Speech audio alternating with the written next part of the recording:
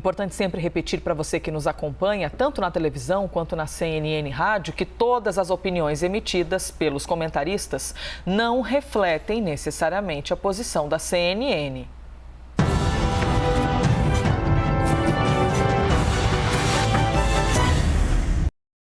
Seguimos ao vivo para todo o Brasil, 8 horas e 46 minutos. Agora a gente traz os mesmíssimos assuntos, porém trazendo um ponto de vista diferente com Ricardo Baronovski. Ricardo, bem-vindo, bom dia. Bom dia, Elizavec, bom dia a todos. Vamos ao primeiro assunto, então. O governo federal publicou nesta segunda-feira a portaria que exige comprovante de imunização para viajantes que entrarem no Brasil. O documento atende às exigências estabelecidas em uma decisão do ministro do STF, Luiz Roberto Barroso. Segundo essa portaria, a aplicação da última dose ou dose única deve ter sido feita, no mínimo, 14 dias antes da data de ingresso no país. Além do passaporte de vacinação, vai ser necessária a apresentação de teste de Covid negativo, realizado em até 72 horas antes do embarque. Os viajantes dispensados do comprovante de vacinação terão de fazer uma quarentena de 14 dias quando entrarem no território brasileiro. Ricardo Baronovski, em teoria, esse tipo de regra já existe dentro dos aeroportos, independentemente da portaria do governo federal, já se exige comprovante de vacinação, inclusive o teste negativo. Você não consegue embarcar em outro país sem apresentar esse teste. Mas agora, de fato, foi oficializado por meio da voz do governo federal e a portaria foi publicada. De alguma maneira, isso pode significar uma derrota para o governo federal ao admitir que essa regra seja cumprida? Em matéria de saúde, não há derrotados nem vitoriosos. O que existe, Elisa, são sobreviventes. Quando o tema é científico, o tema é médico e tão sensível quanto a saúde da população, não há ideologia, não há política, o que existe é consenso médico. Mas para que fique uma análise bastante imparcial e objetiva, da qual eu sempre me proponho, eu trago aqui um dado que foi revelado ontem pelo setor de controle de pandemia dos Estados Unidos. Até o final de novembro de 2021, 99% da variante que circulava nos Estados Unidos era da variante Delta. A partir do início de dezembro, 70% do país já tem a variante Omicron e mais. Algumas cidades como Nova York já tem 90% dos contaminados pela nova variante. Se diz, inclusive, que até o final do ano, 100% dos casos norte-americanos serão configurados pela nova variante. Este passaporte, na verdade, não restringe a liberdade, não é isso. Aliás, o termo técnico não seria sequer passaporte, é uma prática que já existe até antes da pandemia, haja vista a febre amarela, doença muito menos letal, potencialmente muito menos lesiva e que mais de 120 países já exigiam. Temos aqui o princípio da precaução, o princípio da saúde pública. Por isso que eu não posso dizer que o governo foi derrotado ou foi vitorioso. O que existe aqui é a aplicação de conhecimentos científicos através de um princípio muito caro para a saúde nacional, que é o princípio da precaução. Já que eu não sei a exata extensão da doença e a medicina ainda tem esta incerteza, é melhor precaver. É muito mais fácil evitar que a doença ocorra do que, pois, remediá-la. Bom, passamos aí por 4 mil mortos por dia, eu acho que ninguém tem saudades deste período. Quando se exige, então, um passaporte da vacinação, o que tem aqui pesando mais? Saúde pública, pacto coletivo, responsabilidade social, proteção da população interna e também o princípio da reciprocidade. Temos ainda casos isolados dessa variante a princípio. Neste momento, não haveria uma contaminação comunitária e o passaporte vem em boa hora para evitar que o nosso Natal não tenha uma notícia trágica de uma grande contaminação como outros países vêm registrando. Não seria passaporte externo. Aqui seria mais uma checagem, uma medida de precaução para o viajante internacional. Vamos ao próximo assunto, então, 8 horas e 50 minutos. A gente muda de assunto, mas permanece falando de questões sanitárias aqui com o Ricardo Baronovski. O ministro da Saúde, Marcelo Queiroga, disse nesta segunda não ver problema em divulgar os nomes dos técnicos da Anvisa que autorizaram o uso da vacina da Pfizer contra a Covid-19 em crianças e que vem, consequentemente, recebendo ameaças. Vamos ver, então, o que disse o ministro. O serviço público ele é caracterizado pela publicidade dos seus atos. Então, todos os técnicos que se manifestam em processos administrativos têm que ser publicizados os atos, a não ser aqueles atos que são mais restritos. Mas não há problema em se ter publicidade dos atos da administração. Eu acredito que isso é até um requisito da Constituição. E o presidente Jair Bolsonaro disse na live semanal que ocorreu depois dessa decisão da Anvisa que teria solicitado extraoficialmente os nomes dos técnicos da agência envolvidos na aprovação e que iria divulgá-los. A Polícia Federal abriu uma investigação para apurar as ameaças contra a diretoria técnica da Anvisa, porque estão recebendo ameaças e agora a Polícia Federal está na missão de descobrir quem está ameaçando e que essas pessoas, evidentemente, respondam por isso. Ricardo, divulgar ou não divulgar o nome dos técnicos envolvidos na aprovação, haveria problema em fazer a divulgação? Onde está o erro? Com toda a força constitucional, não divulgar. O que rege a administração pública é o princípio da impessoalidade. Vou fazer uma analogia para que fique muito claro aqui o que nós temos aqui envolvendo esses servidores. Quando você leva uma multa de trânsito, você processa o agente de trânsito ou processa o Estado? Processa o Estado. Se porventura este agente agiu com dolo ou culpa, o Estado em regresso atua contra ele. Este é o artigo 37, parágrafo 6º da Constituição. Este é uma teoria da dupla garantia.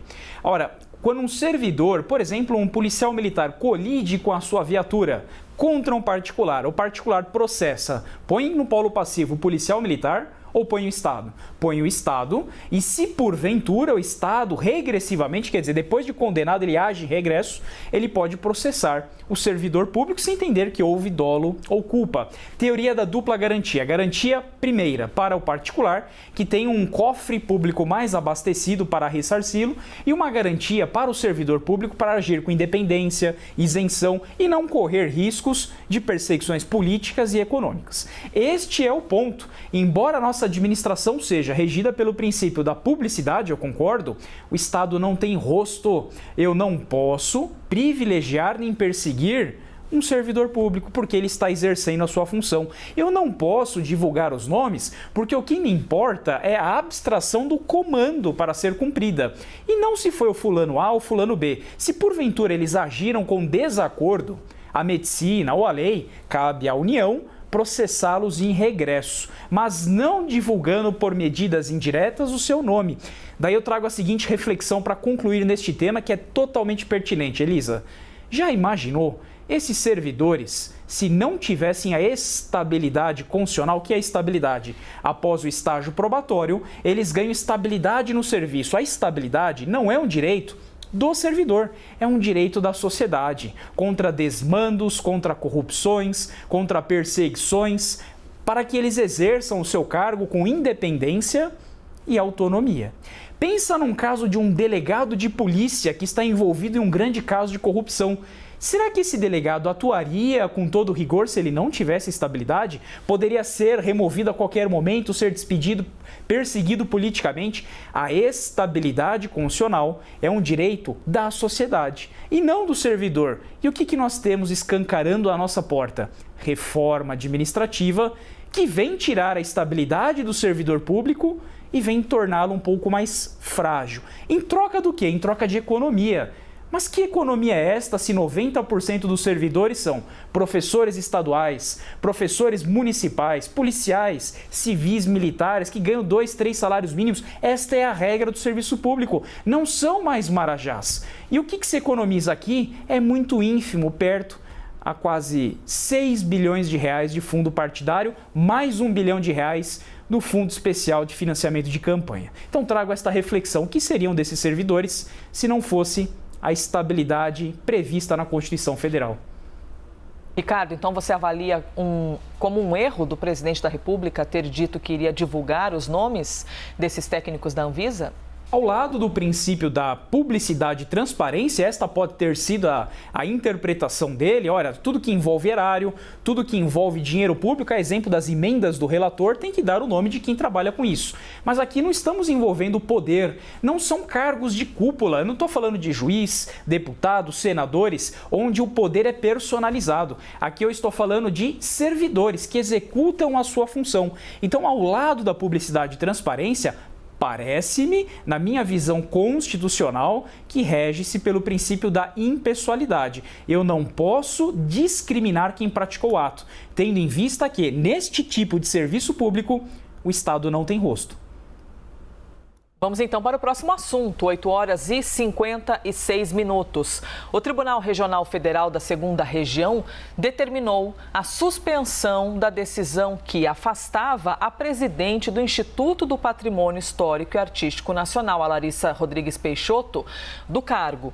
No último sábado, a Justiça Federal do Rio de Janeiro atendeu a um pedido do Ministério Público Federal e também do ex-ministro da Cultura, Marcelo Calero, e afastou a presidente, afastou Larissa.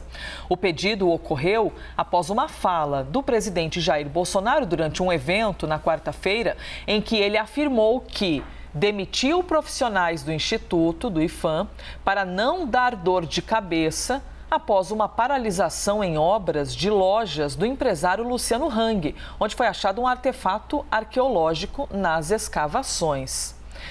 Ricardo Baronovski, que situação espinhosa e delicada. Vamos lá então a sua opinião. Existem motivos para que Larissa Rodrigues seja de fato afastada da presidência do IPHAN? Parece combinado com outro discurso, mas novamente eu trago aqui a importância e sensibilidade do princípio do concurso público. Como que eu vou avaliar se o currículo desta senhora preenche ou não os requisitos para que ela ocupe a presidência do IPHAN? Porque a análise é subjetiva. O que seria um bom currículo, Elisa? Ter graduação na área específica? Ela tem. Mas eu preciso também de uma pós-graduação, de um mestrado, doutorado, pós-doutorado ou pior. Posso colocar aqui 10 anos de prática naquele segmento. Por que isso não tem critérios para se avaliar se aquilo se preenche ou não? Porque o Estado não é uma empresa. Quando eu tenho uma função de confiança, um cargo de comissão, como muito se loteia e apadrinhamentos políticos aqui ocorrem a miúde com frequência, o que eu tenho aqui? Subjetivismo. E fica difícil para a Justiça Federal analisar se houve desvio de finalidade só com a fala do presidente, porque também exige-se provas documentais, provas técnicas, tem que ver o que ela fez durante o cargo. Mas como que a gente resolveria esse problema? Princípio do concurso público. Vou repetir, princípio do concurso público seria preenchido pela pessoa mais técnica. Ora, pega uma prova de 100 pontos, fez 90, 95 pontos, que é a nota de corte, estaria preenchendo o requisito técnico. O requisito do concurso público é a regra na nossa administração. Foge-se de apadrinhamentos políticos, desvios de finalidade, imoralidades, apadrinhamentos políticos. Aí eu revisito o tema. O que a reforma administrativa faz é destroçar a administração pública, apadrinhando os cargos em nome de uma governabilidade, tirando pessoas técnicas independentes que muitas vezes vão contra os políticos e colocando nos seus lugares cargos que não são técnicos, cargos discricionários, cargos que eu não consigo avaliar se a pessoa preenche ou não, porque é subjetivo. Análise de currículo é pessoal e subjetivo. Concurso público é impessoal, técnico e moral. E mais ainda, eficiente. Houvesse concurso público nessa situação, não estaríamos aqui debatendo este tema. Encerramos então por aqui com Ricardo Baronovski em mais um dia de opiniões aqui no Liberdade de Opinião. Como sempre, obrigada pela gentileza das palavras. Ricardo, até amanhã. Obrigado, Elisa. Até amanhã a todos.